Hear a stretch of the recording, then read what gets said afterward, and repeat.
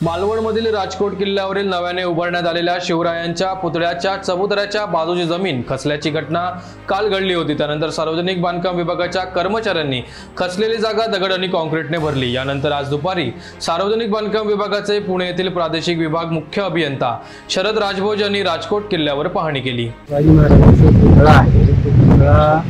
पुढील 100 वर्ष टिकण्यासाठी डिझाईन केलेला आहे आणि हा डिझाईन करताना आहे ग्लोबली आणि इतर सगळ्या नामांकित संस्था ज्या आहेत त्यांचे डिझायनर प्रोफेसर आहेत, त्यांचे डिझाईन घेऊन केलेले आणि त्यांच्या सुपरविजनखाली केलेलं आहे। सगळं एकदम सुस्थितीत आहे आणि आम्हाला खात्री आहे शासनाला पुढील 100 वर्ष नक्की टिकेल। त्याला काही होणार सुशोभीकरणाचं काम कसं नेमकं कसं माहिती होतं?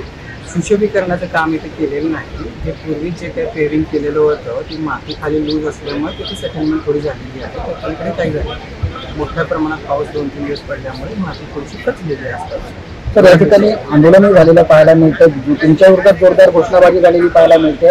एकंदरीत मुख्यमंत्र्यांसोबत अहवाल सादर करतात, त्यांची जी मागणी आहे ती ठेकेदारावर कारवाई करा या संदर्भात काही हे शेजारी जे काही माती खचली त्याच्याबद्दल आम्ही विजिलन्सला पाठवून त्याचा अहवाल मागू, त्याची जी काही शिफारशी असतील त्याच्यावर कारवाई करू। आज पाहणी केल्यानंतर तुम्ही नेमके काय आदेश दिले?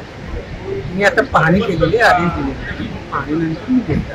पण काय वाटतं? सिरियस काही नाही याच्यामध्ये, हे जनरल रुटीन आहे। पावसामुळे थोडीशी माती खचते असतात, एवढंच आहे, विशेष काही। धन्यवाद।